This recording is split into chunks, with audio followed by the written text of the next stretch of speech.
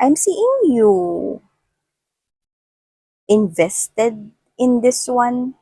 Pwedeng matagal ka na ring invested kasi this is someone here who planted a seed.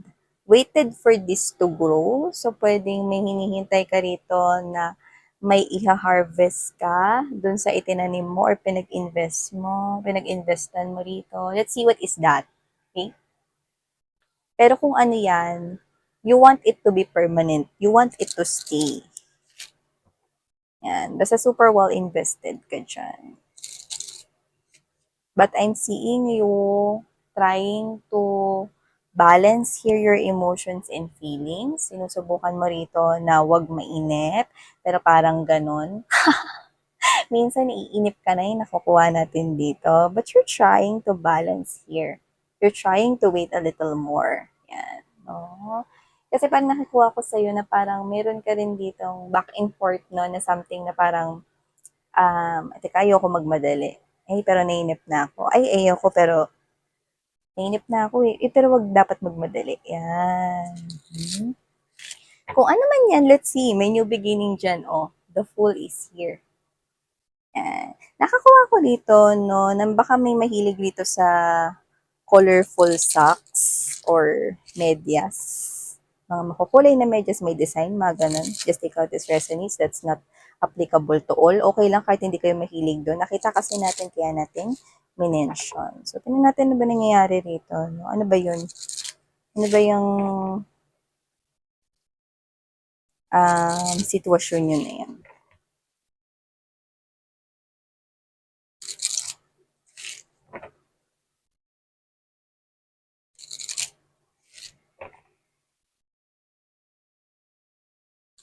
Gathering up the right energies for you guys.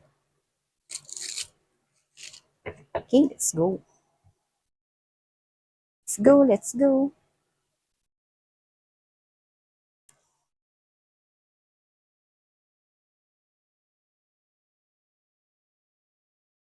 Oh, okay. The first message that I got right here, mga babes, no, is that kung ikaw to, na naghihintay ka rito, no, na umamin sa'yo ng emotions and feelings, kung crush ka ba nitong person na to or may nararamdaman siya para sa'yo, then I think this reading is for you. Yeah, I'm reading the energies right here, right off the bat, honey. So whatever the case may be, looks like if this is you, naghihintay ka, no, na aminin, na malaman, sabihin sa'yo ng taong ito na gusto ka niya or crush ka ba niya or ano bang nararamdaman niya sa'yo. Yeah, this reading is for you. Let's keep moving. Yeah. At mukhang matagal ka naghihintay, no, yung nakuha ko rito, no. Mm-hmm. Well, you're dealing with the King of Cups energy. Yeah. King of Cups is someone who is shy in expressing his or her emotions and feelings for you. But what I love sa isang King of Cups, wala tayong gender dito mga mahal, no? Genderless ang tarot readings at timeless din ito. Okay? So, yan, no, maaaring ito ay nangyari na sa iba, pwedeng sa iba nangyayari pa lamang, or sa iba ay pwedeng hindi pa at isang prediction sa kanilang hinaharap. So, nakikita ko dito that you're dealing with the King of Cups. Oo, shy siya. Oo, medyo nahihiya siya. Baka mahiyain siya in nature. Pero, the King of Cups is someone here who has this eye sa iisang nilalang lamang. So, you're dealing with someone here who you think is serious when it comes to love and relationship. Yes, this person is. Yan. No? Inaalamin natin dito. So, inihintay mo na umamin ng isang tao dito sa'yo kung ikaw ba ay kanyang napupusuan, nagugustuhan, or yon, diba? So, yeah, we're hearing that song. I know that song, of course, no? It's Kim Chu's song. Pero dun banda sa Balang araw ay malalaman mo rin. Yeah, that's Chinito. Chinito by Miss Kim Chu. So, yeah, mga babes, no? Whatever the case may be, balang araw ay malalaman mo rin. Pero I think malalaman mo na dito sa reading na ito, no? kung ikaw ba ay gusto niya or may pag-amin bang mangyayari rito kasi naghihintay ka rito, mahal eh, no? So, let's keep moving, no? Maaring yung kadil mo is literal na chinito, baka singkit siya or nawawala yung kanyang mga mata, no? Parang guhit na lang, no? You're dealing might be with someone na medyo singkit or baka Asian. That's very specific, but that's not applicable to all. Pero you're waiting here for someone na umamin sa'yo at balang araw ay malalaman mo rin. And I think that balang araw is malalaman mo na sa akin. ako nag-iisang chismosa rito reader mga babes, no? Yan. Okay, so let's keep moving. Oh! Hmm. Balang araw ay Six of Cups. Oh, teka. Teka lang. Ilatag na muna natin lahat. You've got the sun. This person makes you happy, ha? This person makes you happy right here, no? And for some reason, this person also makes you feel excited. Yan. Parang, ha? Parang nakukuha ko dito sobrang saya mo. Siguro, pag nakikita mo siya, no, it brightens already your day, no? Kahit wala siyang gawin, makita mo lang siya, no? Siguro this is your crush or malaki yung paghanga mo sa kanya. This person is your big crush. Yun ang nakuha ko rito, eh, no? With the Ace of Wands energy, this person makes you feel excited. Yeah. In some way, for some reason here. Alam mo yung feeling excited na parang ginaganahan ka magtrabaho or ginaganahan ka pumasok sa school, no? Parang kahit huwag mo naintindihan yung sinasabi ni teacher, no? Basta titigan mo na lang siya, okay na. Kahit hindi ka na mag-lunch, okay na, busog na po ako, prop. Or parang, sir, may papagwapa ba kayo dyan? No? So, yan, no? Very energized yung energy mo rito, no? Parang, super excited ka gawin or gawin yung mga dapat mong gawin. Pero hindi ko nakikita na na may kalidad yung ginagawa mo. Hindi naman to the point na parang bara-bara yung ginagawa, no? Inspired ka, yes, no? Kasi nga, nandyan siya, nakikita mo siya, no? Yung iba, not literally na nakakasama mo, na nakikita mo, na malapit sa'yo, no? Yes, sa iba, oo. Kasi pwedeng katrabaho mo nga ito, pwedeng kapitbahay, or someone na nakikita mo palagi. Pero yung iba nakikita ko, na nakikita nyo ito sa social media. Yan, no? Kasi I'm seeing someone here, titig na titig sa cellphone, no? And I'm picking up na mainit na yun kasi nakuha tayo na parang warm or there's heating here. I think the battery of your phone, no? Kakatitig nyo dyan sa person na yan, no? Umiinit na yung battery to the point na yung iba habang naka-charge, ginagamit yung phone. So, yan, no? Ayan mga babes, no? Wag nyo sanayin na ganun kahit crush nyo pa siya. Kasi sometimes, nagkakaroon ng short circuit if you do that. Kasi nga, nag-charge yung phone, tapos ginagamit ninyo. So, yan. No? Pwede nyo naman tingnan mamaya, no? So, yan mga babes. Nakita ko dito, no, na this is you. Alam mo sa sobrang, sa sobrang, yung energy mo kasi parang lively eh. To the point na parang sa sobrang, paano ko ba iaano yun sa Tagalog? Sometimes, parang sa sobrang yung mga galawan mo, may actions ka rito na dahil gustong-gusto mo siya, pwedeng napaparamdam at nai-express mo yun sa kanya sa iba't ibang paraan. So, yan mga babes, no? Parang nagbibigay ka sa kanya rito ng clue at hint na gusto mo siya, pero hindi mo dinidirekta. Okay? So, yan, no? Yung parang, uy, gusto mo extra rice? Meron pa ako dito. Yan. Uy, dalawa yung prinito ko ritong itlog. Sunny side up. Sa'yo na lang yung isa. Yan, no? Minsan ganun, no, napaparating mo dito sa kanyang gusto mo siya, no? At nakikita ko rito mga babes, no, na sometimes hindi mo napipigilan rito kasi happy ka eh. Happy ka eh. Like you has this big crush on this person. Yan, no? To the point na na-excite ka. Excited ka, no? Parang ikaw to, no, na pwedeng pakanta-kanta ka pa, parang pasayaw-sayaw ka pa rito, no? Excited ka, na sumakay sa bus, no? Tapos parang lahat gusto mong batiin. Uy, kuya, kahit di ba kilala. Uy, kuya, ingat ah. sige, tapos sumakay ka lang ng taxi, kuya ingat ha, thank you, bye, ganyan, no? You have this kind of parang positive energy na nadadala nitong tao na to, no? Kahit di ka pa mag-almusal. So, kakaiba, no? Yung binibigay niya sa ritong energy. Yun yung nakukuha ko dito. Yan. So, gusto mong malaman kung gusto ko rin itong yung one big crush. Yan. Okay.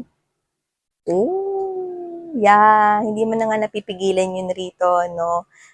Collective. Kasi with this Eight of Swords energy right here, Ace of Cups, and there's this Justice card. Oh, Justice card.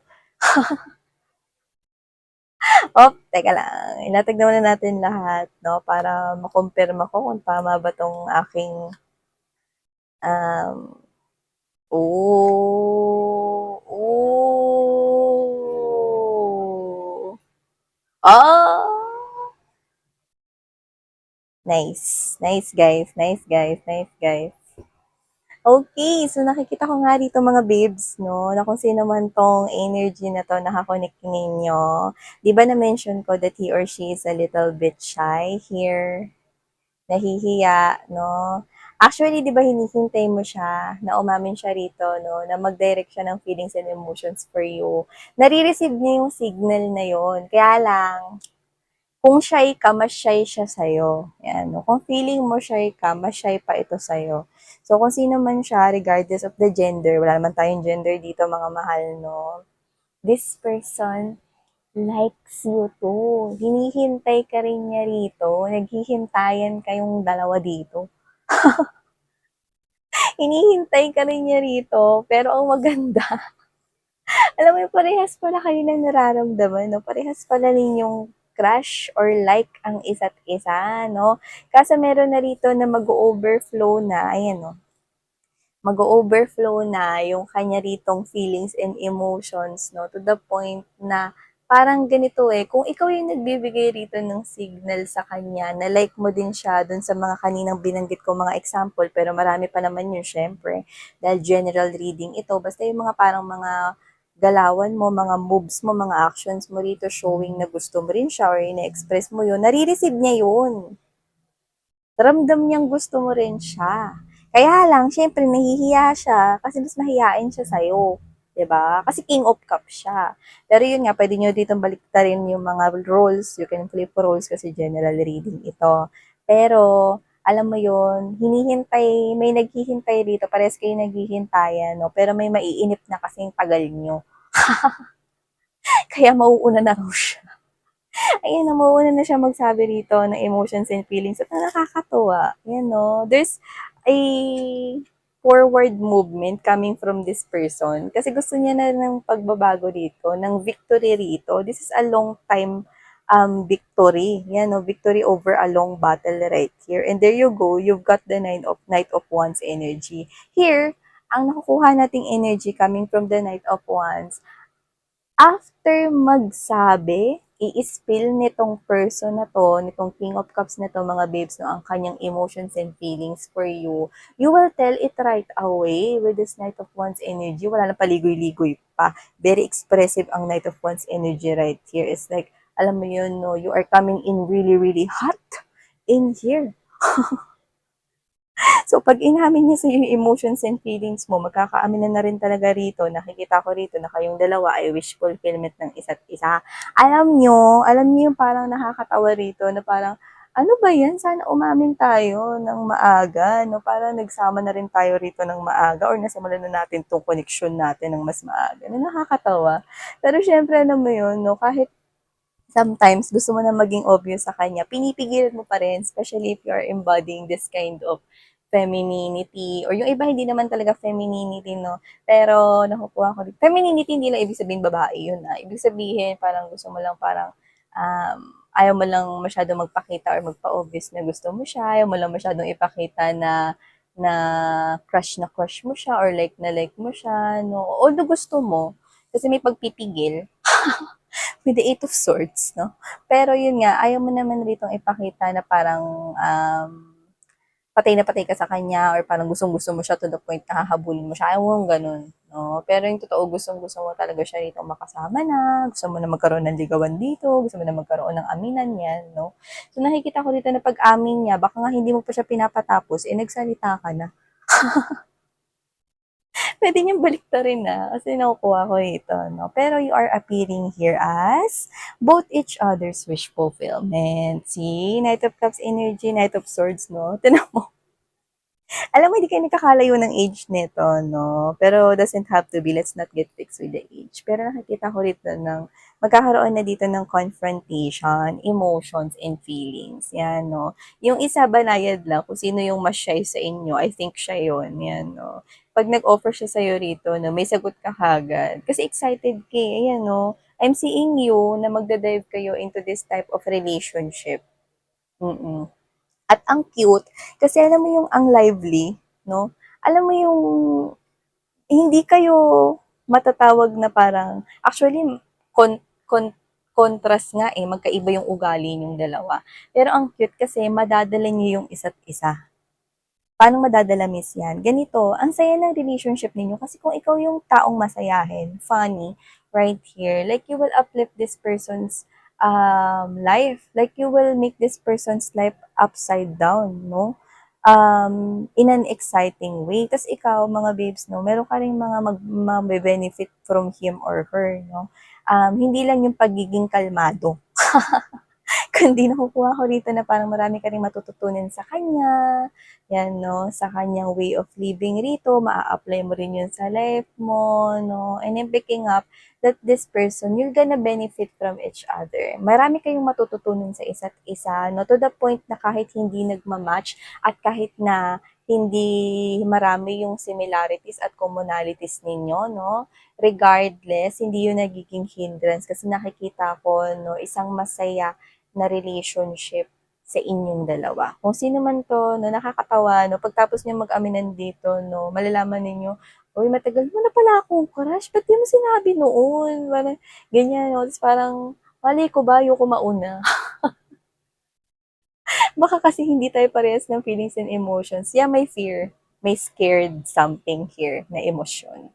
Yan, no? Pero nakikita ko rito na parang, a little bit na parang may panghihinayang, no? Na sana nasimulan ninyo ng mas maaga tong connection na to, no? So, hindi ko naman nakikita na parang mamadali. Pero nakikita ko that this will unfold naturally and it will develop. Yan. No?